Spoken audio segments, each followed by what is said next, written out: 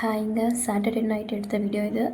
டின்னருக்கு சப்பாத்தியும் ஆனியன் கிரேவியும் பண்ணலான்ட்டு பிளான் பண்ணி வச்சுருந்தேன். பசங்களுக்கு வந்து சப்பாத்தி வந்து பிடிக்காது, அதனால் வந்து தோசை விடலான்ட்டு பசங்களுக்கு மாவு எடுத்து வச்சாச்சு.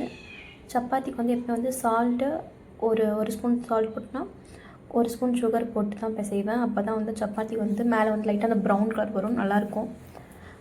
அப்புறம் சப்பாத்தி மாவை பிசைஞ்சு வச்சுட்டேன். இந்த சப்பாத்தி மாவு பார்த்திங்கன்னா எங்கள் அம்மா அரைச்சி கொடுத்தாங்க. ரேஷன் கோதுமை மாவு கூட மூக்கடலை போட்டு நல்லா சூப்பராக இருக்கும் இந்த சப்பாத்தி மாவு. சப்பாத்தி வந்து சும்மாவே சாப்பிட சூப்பராக இருக்கும்.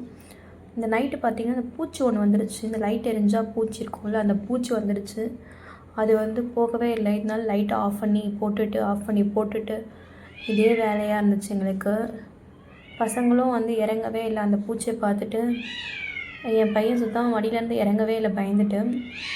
அப்புறம் அதெல்லாம் அனுப்பி திருத்தி அனுப்பிச்சிட்டு அதுக்கப்புறம் மறுபடியும் லைட்டை போட்டு கடற்கடன்னு சமைக்க ஆரம்பித்தாச்சு. இந்த ஆனியன் மசாலா ரொம்ப சிம்பிளாக ஈஸியாக பண்ணிடலாம். அதுக்கு வந்து தக்காளி, பட்டை, லவங்கம், முந்திரி இது நாளையும் வந்து பேஸ்ட் பண்ணி வச்சுக்கோங்க. ஒரு கடாயில் எண்ணெய் ஊற்றிட்டு வெங்காயத்தை கியூப்பாக கட் பண்ணி ஃபஸ்ட்டு வதக்கி எடுத்துக்கோங்க.